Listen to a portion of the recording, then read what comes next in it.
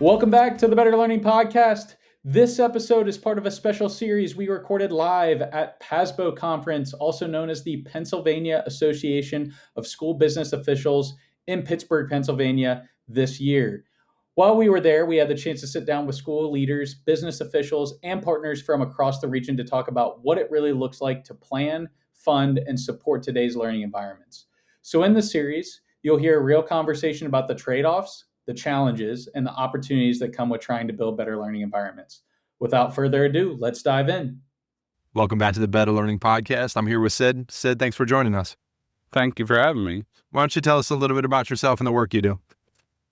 Well, I'm a school business manager here in South Central Pennsylvania, rural area of the state. One of the smallest districts in the state. We're only 285 pre-K-12 kids.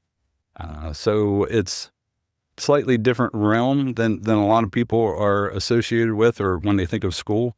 Having that small number of kids, small classrooms, real community environment where everybody knows everybody and everybody takes care of everybody at the same time, So That's big kids take care of the little kids and we just keep moving forward. That's the kind of place where there's not a lot of distance between the administration and the student impact that you pay so much attention to. Right. I might be a central office employee, but I'm right behind the high school a hallway away. So the open door policy seems to be frequently used.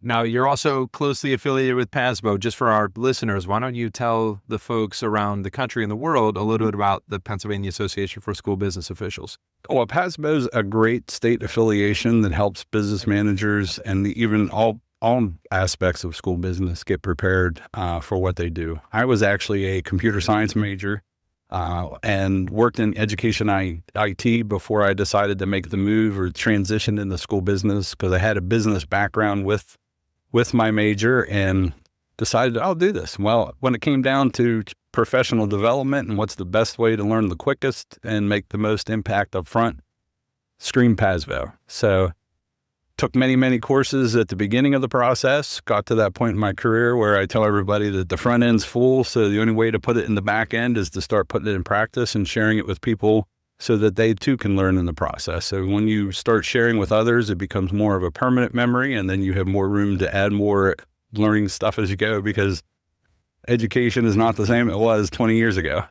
5 years ago. 5 years ago even, yes. Yes, sir. Your vantage point is fascinating, right? In that you've been on the district side, but you're also closely affiliated with an organization like this. Mm-hmm. So you have contact with a large community of peers. Mm-hmm. Our view is that essentially school business officials have a huge student impact. Mm-hmm. And many people really just don't realize, right? Mm-hmm. Folks outside of K-12 education and even many folks within may just not realize the way you guys can shape district planning, district outcomes, and the way communities rally around their schools.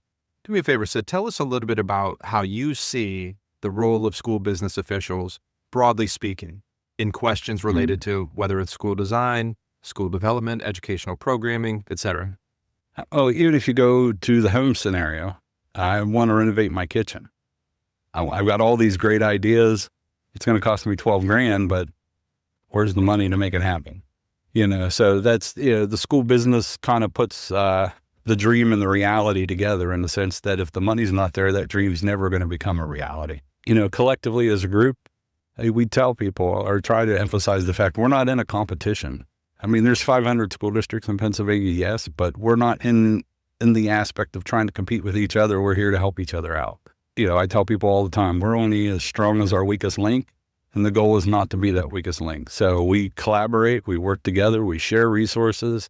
I'm not here to reinvent the wheel. If I have something that you need, I'm going to help you. I'm going to give it to you and let you tweak it your way to make it work for you as well. So definitely the teamwork concept, not just in the district, but collectively in public education.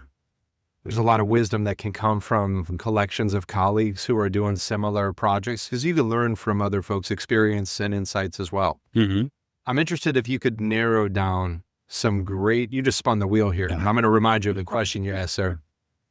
Tell us about a project that you've worked on and been in charge of from the finance side that you really had this this is why I do this. That type of moment where you really felt connected to impact. It's hard to pick one because the reality is I probably sit back and think, hindsight's always 20/20. Everybody said, you need to go to the big city. You need to make the big bucks. Don't do this. Don't do that. When in reality, I probably should have been a teacher. I could see myself as a business ed teacher, probably not the most popular business ed teacher because there would have been some work involved in that process for the kids' end of it. It wouldn't have been a cakewalk, but taking what we do, I treat all 285 kids at Shanksville as my kids, so every decision I make isn't just affecting a district, it's affecting each of those kids. And it's a matter of, are we adding or cutting money? That's not how we look at it. How are we investing in our kids? Sometimes it might take more money. Sometimes it may take less. It may take more effort or human effort on top of that. So, we work collectively as a team and make decisions as a team, and have a board that turns and looks at me and says, well, you're the chief financial officer. Tell us what you think. It's not we're the board. We're going to do what we want. So they, even at the board level, to the administration level, to the teacher level, I think we all work collaboratively. I want to push you a little bit though, Sid. Okay. Is a great response. Is there one singular project that you feel like for some reason just resonated with your heart? Like, this is something I feel really proud of. Some initiative, some development, some decision that you just feel really, you're going to look back and say, you know what? I left my mark. I don't want to look at it as leaving my mark. Okay. It's our mark cleverly. We made a big impact. Yes. We made a big impact. We're talking kids in rural Pennsylvania that probably 9 out of 10 of them probably don't even get out of the county, whether it's vacation, what have you, the other type of thing. So when it comes to a board who's committed to the kids' achievements and their awards, being able to take a kid, a forensics kid who qualifies at states, goes to states, qualifies for nationals, and gets to spend 2-3 days in Chicago, Orlando, DC, what have you, just to compete at that national level, get that exposure of going to see what Chicago looks like, what Orlando might look like, just to give them those kind of life experiences that they're never going to never get to see on their own, is definitely the ones that, check that one off in my box. That's a goal accomplished. I love it. I'm handing you a fun question to answer here. Draw one randomly. Well, how do you handle the community member who did a little research online and now has a very strong opinion about HVAC systems? Well, does that resonate with you? Well, no, not so much, but just the whole, it was on Facebook, so it had to be true. I'm sure you've seen that at a board hearing or two. You have a parent group. Well, we just started a group on Facebook. I'm like, okay, well, where's everybody at? They're on Facebook. We're always open to suggestions, ideas, that type of thing. And that's how we kind of approach it. HVAC systems, I have a very strong opinion. We're all full of hot air. So what's the data? All right, closing question for you, sir. Better sports town, Pittsburgh or Philadelphia? Well, of course, Pittsburgh. That's correct. It's been a pleasure having you on, sir. Thank you for sir. taking the time. Hi. Yes, sir.